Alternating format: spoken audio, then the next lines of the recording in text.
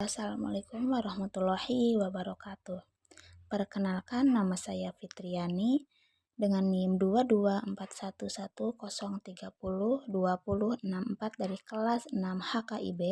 Di sini saya akan menjelaskan dua hadis tentang sahnya pernikahan. Hadis yang pertama itu hadis dari Abu Hurairah tentang izin pernikahan bagi gadis dan janda. Yang kedua adalah hadis dari Aisyah tentang tidak sah nikah tanpa wali dan dua orang saksi. Hadis yang pertama dari Abu Hurairah tentang izin pernikahan bagi gadis dan janda. Berikut adalah hadisnya. Anna Abi Hurairah radhiyallahu anhu qala anna Nabiyya sallallahu alaihi wasallam qala la tunkahul ayyimu hatta tustamara wa la tunkahul bikru hatta tustadzana. Qalu ya Rasulullah wa kafa idnuha qala antashkuta. Yang artinya dari Abu Hurairah radhiyallahu anhu, dia berkata bahwa Nabi Shallallahu alaihi wasallam bersabda, seorang janda tidak boleh dinikahkan hingga ia dimintai perintah untuk menikah, sedangkan seorang gadis tidak boleh dinikahkan hingga dimintai izinnya. Mereka bertanya, "Wahai Rasulullah, seperti apakah izinnya?" Beliau pun menjawab, "Dengan diamnya." Oke, selanjutnya saya akan menjelaskan dari hadis berikut ini ya.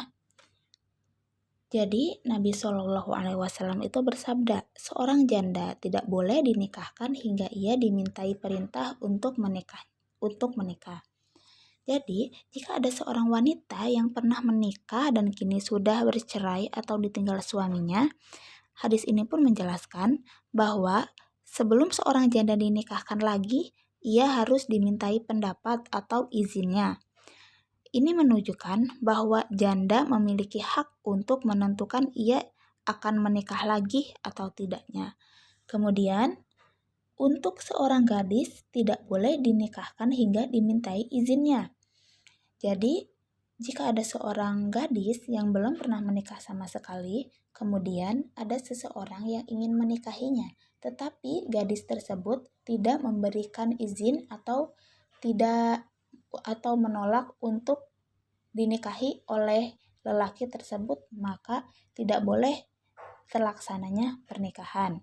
Karena seorang gadis dalam hadis ini juga mempunyai hak atas dirinya. Kemudian ada seorang sahabat yang bertanya kepada Rasulullah, seperti apakah izinnya? Beliau pun menjawab dengan diamnya. Nah, jadi hadis ini pun menjelaskan ketika para sahabat bertanya kepada Nabi Muhammad tentang bagaimana seorang gadis bisa memberi izinnya, beliau pun menjawab izin itu ditunjukkan dengan diamnya. Ini berarti jika seorang gadis tidak menolak atau berkomentar saat ditanya tentang pernikahan, itu dianggap sebagai persetujuan. Nah, jadi dalam konteks ini tuh diam itu berarti tidak berarti mengabaikan, tetapi menunjukkan bahwa ia setuju untuk dinikahi.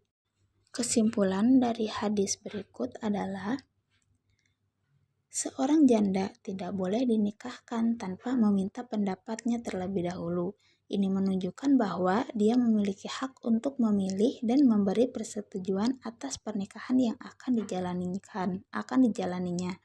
Sedangkan untuk perempuan gadis yang belum pernah menikah, dia juga tidak boleh dipaksa untuk menikah tanpa izin dirinya.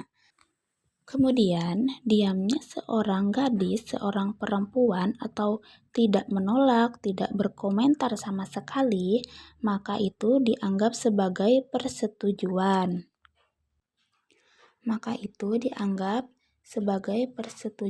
Untuk dinikahi. Selanjutnya, hadis dari Aisyah tentang tidak sah nikah tanpa wali dan dua orang saksi. Berikut hadisnya. Aisyah taqalat qala Rasulullah sallallahu alaihi wasallam la nikaha illa biwaliyyi wa syahida adli fa in tasyajaru fasulatanun waliyyu man la waliyya lahu.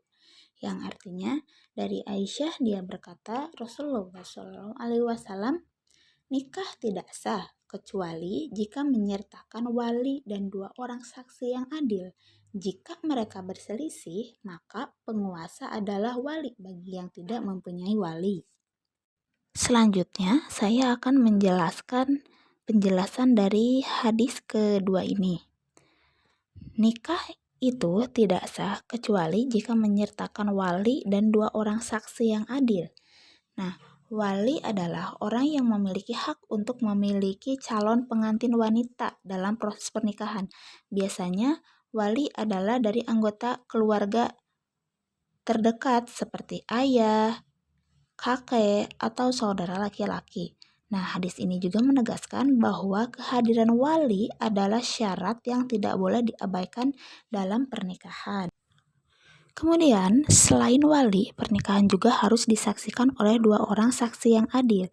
Saksi di sini berfungsi untuk memastikan bahwa pernikahan itu dilakukan secara transparan dan keadilan. Mereka harus orang-orang yang bisa dipercaya dan tidak memiliki kepentingan pribadi dalam pernikahan tersebut. Nah, kemudian jika seorang perempuan tidak memiliki wali, misalnya karena kedua orang tuanya sudah meninggal atau tidak ada keluarga laki-laki, maka akan digantikan oleh penguasa atau hakim agama yang bertindak sebagai walinya. Kemudian, kesimpulan dari hadis kedua ini adalah bahwa pernikahan tidak sah tanpa wali dan 2 orang saksi yang adil. Jika ada perselisihan atau jika perempuan tidak memiliki wali, maka penguasa seperti pemimpin masyarakat atau pejabat, wali hakim dapat bertindak sebagai walinya. Mungkin cukup sekian penjelasan yang dapat saya sampaikan. Sekian, terima kasih.